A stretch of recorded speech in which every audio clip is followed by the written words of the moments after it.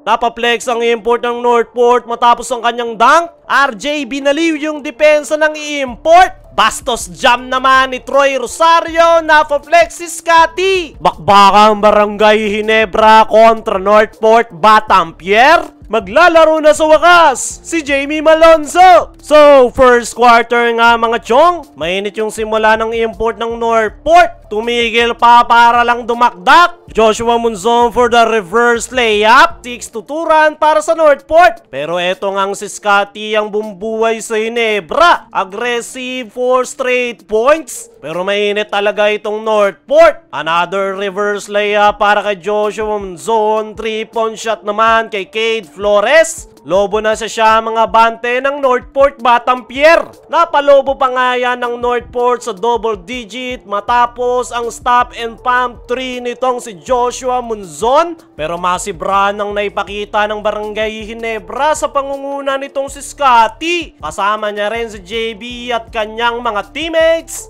Kadim Jack na mumwersa sa ilalim para puwersahin yung depensa ng Ginebra. Masyadong maigpit yung depensa ng Northport sa pulsa mukha si Maverick. Bigla tuloy ginanahan. 5 straight points kasama ang end one play na yan.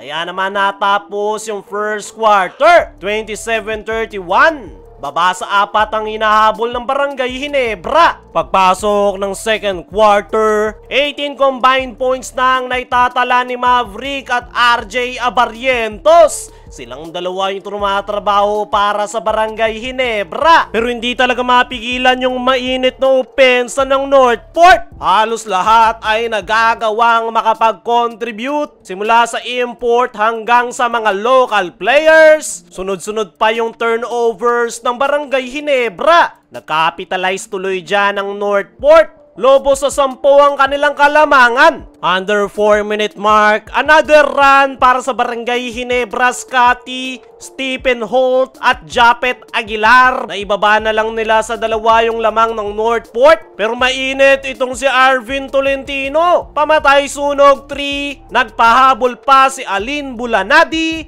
Kaya natapos ang first half 59-67. 9-point lead para sa Northport Batampier.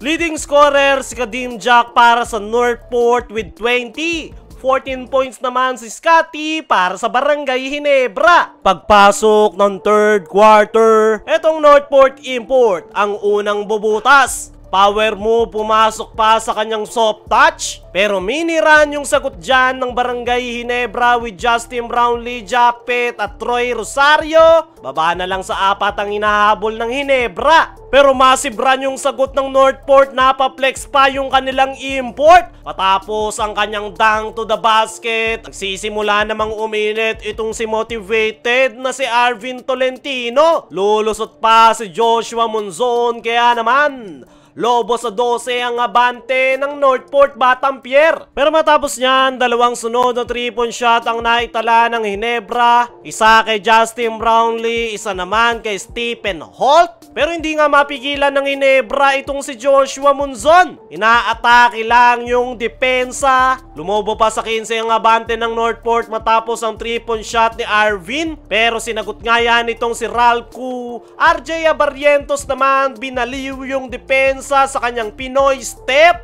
At natapos yung third quarter 87-98. 11-point lead para sa Northport Batampier. Pagpasok ng fourth and final quarter, gusta para sa Ginebra para pigilan ang Northport import.